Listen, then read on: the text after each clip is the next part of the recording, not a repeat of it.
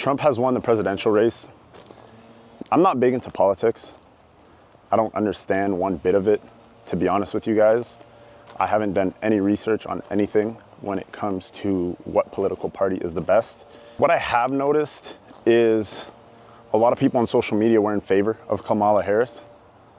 And because of that, people were led to believe that she might have had the opportunity to win.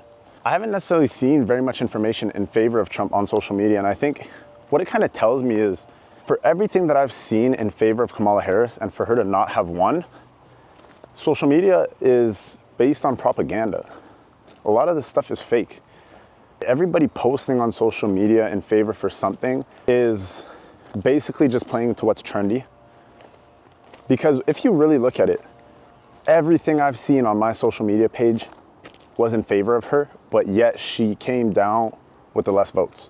I've noticed over the course of time, especially in the industry that I'm in, the things that tend to perform the best are the things that make the most noise, are the things that create controversy in the market, the things that lead to opinions that might piss people off, because those are the things that spark a trigger in people's brains and put them in a position where they do want to open their mouth, where they do feel like they have to speak up for it.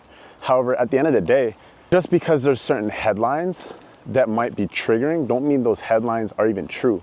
Me being a marketer, I could sit here and just go make a post and post a headline in favor of something that I don't even care about just because I know it's going to spark somebody's attention. The things that you guys are seeing on social media are marketing schemes. And I think the issue is nowadays, not even nowadays, but what I've noticed is the people over the ages of 35, 38, 40 years old don't have the brain capacity to properly understand that everything on social media isn't necessarily real. They were raised upon the principles that is the news, and what's portrayed in the news is what's going on in the world, when in reality, the news is just headlines. The news is just noise. It's just a marketing scheme. It's not real. If you think about it this way, why are you making so much noise, bro? If you think about it this way, you could take Fox News and all those television news outlets and post one headline. You could take Facebook, Instagram, TikTok, post an opposing headline. These differences in audiences on both social platforms would spark different reactions. The people that see whatever on the news would most likely be an older demographic, and that demographic would probably just look at those headlines and say, they're real. Those are the principles that they're raised upon. So you can't necessarily blame them for believing every headline, but then the people that see a certain headline on Instagram, TikTok are a younger demographic. And of course you're gonna have the few people that believe it and the odd ones standing out in each demographic, but the way that our brains are structured and the way that we process information is different. And because of that, the outcome of the situation is gonna be different. Once again, I am not in favor of any political party. And it seemed to me on social media as if people were not necessarily in favor for Trump, but yet once again, Trump won. And since he won, I've noticed the markets are booming. I'm up about 50 or 60 G's overnight. And there's a lot of positive noise going around in the market, at least in my industry, where people are under the impression that they're gonna make a lot of money because he's in power. And because of that, it leads me to believe that what I was seeing on social media in comparison to what was actually going on in people's minds are two different things. And I think people have talked about this a lot. I've seen a lot of different rappers talking about how they'll go on stage and talk about one thing and talk about they're in favor for this and that because that's what's popular and that's what's going to gain them attention. But then once they get to the polls, they're going to go ahead and just vote for the opposition because that's what they believe in and that's what they want. Media, social influences, and all these people are literally only there to make their money. Money is what makes the world go round. And if you can't understand that, and if you can't look at what's going on social media and understand that a large majority of these things are fake, I think you're gonna have a hard time living in today's economy, especially if you're investing, especially if you're trying to operate a business, because what's popular and what's trending doesn't necessarily mean that it's true. Seek the truth in what you believe in, have a mind of your own. And I think this will also create a more positive environment for you because it puts you in a position where nobody can tell you anything. Think about it from a work perspective. People can tell you that business idea doesn't work. Did you not see whatever is not trending anymore. People, for example, even when it comes to drop shipping, people are talking drop shipping's dead, you can't, da-da. We're still doing it. We're still making money. I know a lot of friends that are still making money. Drop shipping was a trend and is still seen as a trend, but it's an actual business. And the trend now is saying drop shipping is a scam.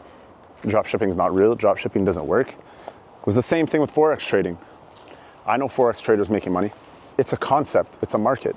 Same with drop shipping, it's a business model. How are you gonna tell me that business model doesn't work? There's obviously people out there doing it, especially when it comes to an industry just as big as e-commerce. And people are really believing that they can sit there and look at it and think it's a get rich quick scheme, some get rich overnight type thing, when it's a business model, buying products and selling them higher than what you got them for.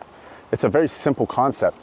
But once again, people don't have the ability or the capacity to look at something and be like, oh, this headline's probably not real. Or I don't believe that because of this. You just read something and instantly think it's the truth. That's why I don't even bother reading a lot of stuff online, to be honest. Because I'll see stuff and I just, more often than not, just think it's bogus. I guess I could say I'm a very opinionated person. I don't think it's bad. I'm not somebody that believes in one thing or another. I'm open to endless possibilities when it comes to a lot of different topics. But I think it comes down to being open-minded. Had I never been open-minded in the first place, I would have probably never been able to develop any of the businesses that I've developed over the past, I want to say 7 years. I would have never been able to do it at such a young age. I would have never been able to do a lot of different things. And because I held an open mind, it created a positive life for me, and it still is. I'm a very optimistic person, right? I think everything is processed properly, and anytime I've acted upon impulse and tried to impulsively just make certain decisions, and it's never worked out in a positive way for me. I think a lot of people have to start looking at life the same way and understanding who they are and taking control of their life. A lot of people, I feel like, just live in autopilot. They just wake up, do their morning routine without actually putting thought into it, because they're sitting there for so long doing the same thing over and over again, reading the same headlines, reading different headlines, believing every headline they see, that they train their mind to believe every headline that they see. And because of that, they're living in autopilot. When I say living in autopilot, you aren't taking full control of your life. You don't understand how to take control of your life because you just do what everybody tells you to do, and you're just moving with the way that society operates. I don't think the world works like that. If you get up and you actually use your brain, a lot of your decisions and a lot of the things that you've done would probably be very different than what they are. How many days do you go through before you realize, oh, time's flying? Because you're operating in autopilot. That's why time flies, because you don't sit there and actively use your brain and tell yourself, let me think about this. You allow your brain to process things. You allow your brain to process things on its own. And because of that, you're gonna be consistently sitting in the same position. That's why people tend to procrastinate. What is going on? In my opinion, procrastination comes from autopilot operation. And what that means is, because you're not actively using your brain and telling yourself to get up and having that mental toughness that says, get up and do this because you have to do it, you revert back to what's muscle memory for you, and you do what you feel like you're supposed to be doing at times where you have some other stuff to do. It takes 21 days to build a habit. If you've been moving the same way and doing the same things for 21 days straight, how do you think that's going to affect your ability to be able to just get up and do something out of the ordinary that you have to do? That's where procrastination stems from, to tell you guys the truth. That's exactly what it is.